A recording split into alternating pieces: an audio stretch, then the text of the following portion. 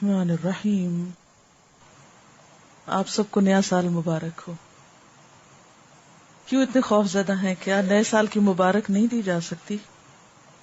مبارک کا مطلب ہے کہ اللہ تعالیٰ آپ کے لیے یہ سال برکتوں والا کرے، آپ اس سال میں بہت اچھے اچھے کام کریں، خوب نیکیاں کمائیں، اللہ کے قریب ہوں. مبارک دینا جو ہے نئے سال کی، اس میں کوئی قباحت نہیں ہے، کیونکہ یہ تو ایک دعا ہے. اور اس موقع پر اس لیے کہ ہم عملاً عیسوی سال استعمال کرتے ہیں یا ہم اپنی تاریخیں عیسوی سال کے اعتبار سے گنتے ہیں یا اوقات اور مہینوں کا حساب کرتے ہیں. تو جب ایک چیز ہمارے استعمال میں ہے ہی تو پھر اس اعتبار سے خاص دعا کرنا، خاص نیکی کے کاموں کے ہدف مقرر کرنا، اس میں کوئی قباحت نہیں ہے. ایک اور بات یہ ہے کہ سورج اور چاند دونوں اللہ کی نشانیوں میں سے ہیں، دونوں ہی اللہ تعالیٰ نے بنائے ہیں. ہجری کیلنڈر چاند کے اعتبار سے ہے، چاند اللہ کی تخلیق ہے، اور عیسوی کیلنڈر سورج کے اعتبار سے ہے تو سورج اللہ کی تخلیق ہے. ہاں، ہم ہجری کیلنڈر کو عیسوی کیلنڈر پر ترجیح اس لیے دیتے ہیں کہ نبی صلی اللہ علیہ وسلم نے اس کو استعمال کیا، اس لیے اس کی فضیلت اور فوقیت ہے، اس کا استعمال کرنا بہتر ہے. لیکن عیسوی کیلنڈر کو استعمال کرنا منع نہیں ہے، حرام نہیں ہے، گناہ نہیں ہے، غلط کام نہیں ہے، کیونکہ یہ شریعت کے تقاضوں سے ٹکراتا نہیں ہے. تو ہم اس وقت ایک طرح سے دو کیلنڈر استعمال کر رہے ہیں، اپنے دنیاوی امور کے لیے عیسوی کیلنڈر اور اپنے دینی امور کے لیے اور اپنی عبادات کے طور طریقوں کو بجا لانے کے لیے جو اوقات کا تعین ہے وہ ہجری کیلنڈر کے اعتبار سے.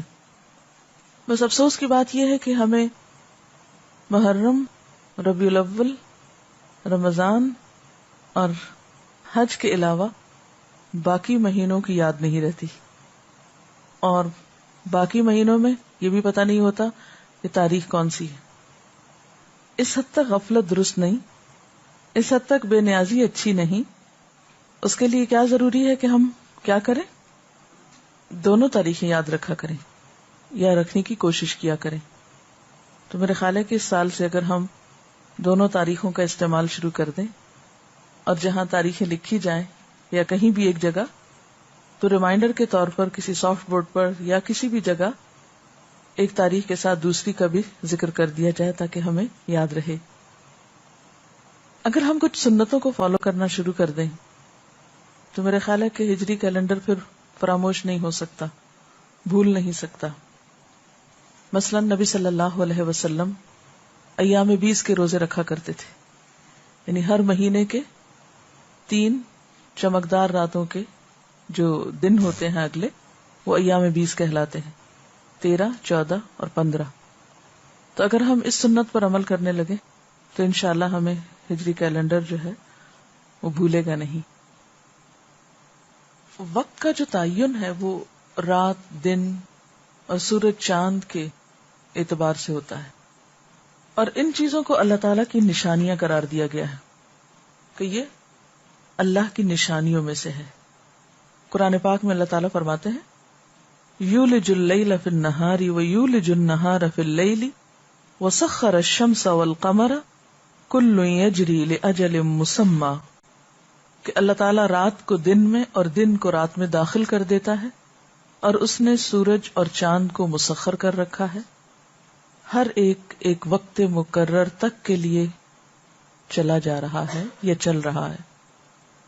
اسی طرح ایک اور جگہ پر اللہ تعالیٰ فرماتے ہیں وَسَخَّرَ الشَّمْسَ وَالْقَمَرَ كُلٌّ يَجْرِي إِلَىٰ أَجَلٍ مُّسَمًّى، اور سورج اور چاند ان کو اللہ نے مسخر کیا اور ان میں سے ہر ایک ایک وقت مقرر تک کے لیے چل رہا ہے. یعنی اگرچہ سورج چاند اوقات بتانے کے لیے ہیں لیکن ان کا اپنا بھی ایک وقت مقرر ہے، وہ خود بھی ایک وقت کے پابند ہیں. دن اور رات کا تصور کیا ہے؟ اللہ تعالیٰ فرماتے ہیں وَهُوَ الَّذِي جَعَلَ اللَّيْلَ وَالنَّهَارَ خِلْفَةً لِمَنْ أَرَادَ أَن يَذَّكَّرَ أَوْ أَرَادَ شُكُورًا، کہ وہ اللہ ہی وہ ذات ہے جس نے رات اور دن بنائے، ایک دوسرے کے پیچھے آنے والے سکسیسرز. لمن اراد ان یذکر، ہر اس شخص کے لیے جو چاہے کہ نصیحت حاصل کرے، او اراد شکورا، یا وہ ارادہ کرے شکر گزار ہونے کا. تو گویا ایک دن کے گزرنے کے بعد ایک اور دن کا مل جانا، رات کے بعد دن کا آنا، دن کے بعد رات کا آنا، یہ اللہ تعالی کی نشانیوں میں سے ایک نشانی ہے.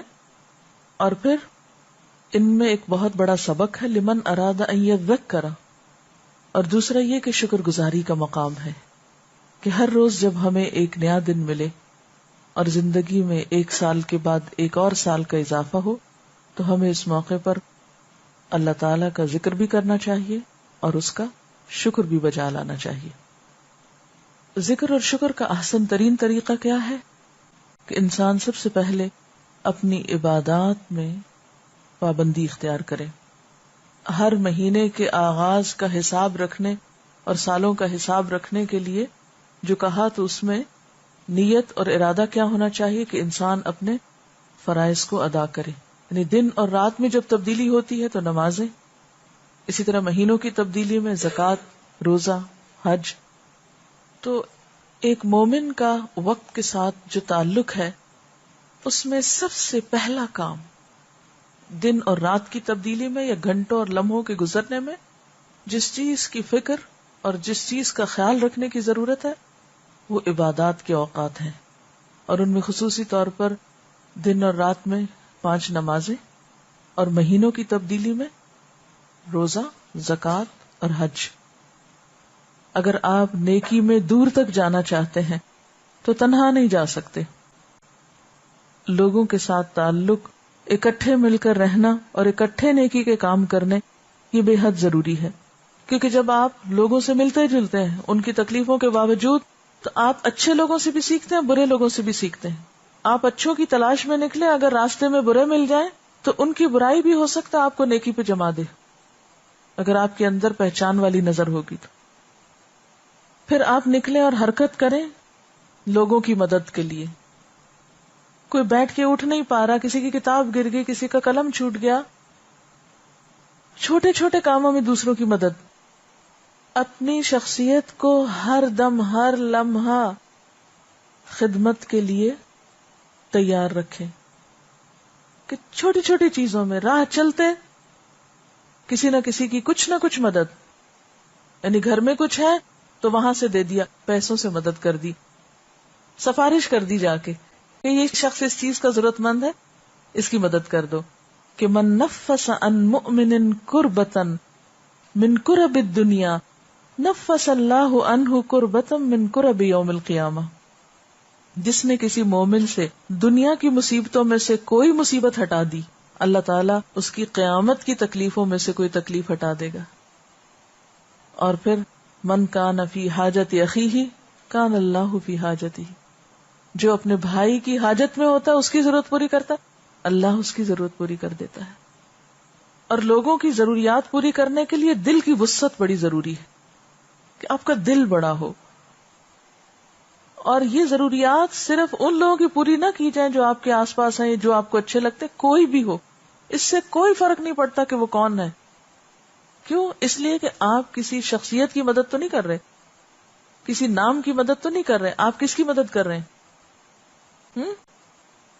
اللہ کے نام پر کر رہے ہیں. اس سے کیا فرق پڑتا ہے کہ وہ لینے والا کون ہے؟ ایک بہت ہی خوبصورت حدیث ہے، طبرانی نے اس کو اپنی اوسط میں روایت کیا ہے اور حاکم نے کہا ہے کہ صحیح الاسناد ہے، بہت ہی خوبصورت.